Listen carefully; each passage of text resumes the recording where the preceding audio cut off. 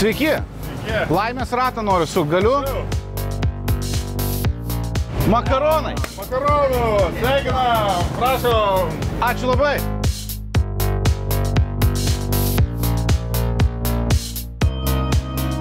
Na ką, Aurum pramogų zonoje tikrai yra ką veikti ir beveik pavyko. Taigi čia yra nemokamų žaidimų, komandinės žaidimas taip pat. Tai galit ateiti pažaisti ir laimėti įvairių prizų.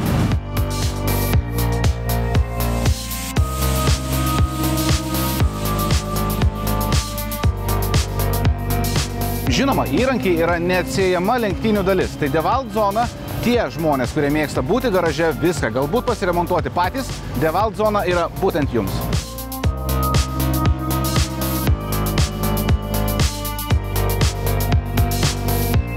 Neįsivaizduoju vasaros be ledų, o lenktynės, ledai, palanga geriau ir būt negali. Stalo.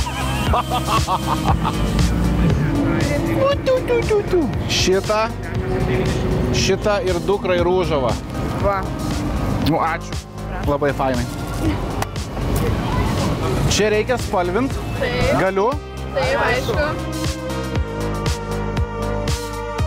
Palangoje turime ir kartingų netgi 2 standus, o kartingai, kaip visi žinome, yra automobilių sporto tėvas. Turime lenktynininkų tokių garsių kaip Simas Juodviršis, Justas Jonušis ir jie yra šiandieną čia lenktyniauja pagrindinėje trasoje, bet visą savo autosporto karjerą jie pradėjo nuo kartingų. Čia yra nuostabus simuliatorius, kuriame aš dabar bandau įvažiuoti kaip įmanoma geresnį trasos laiką. Jeigu galvojate, žiūrint, kad tai yra lengva, patikėkite manim, tikrai ne. Koks čia kartingas yra? Čia yra KZ2 klasės kartingas, galingiausia klasė. O maksimalus greitis? Kuršėnų trasoje mes išvystom iki 154.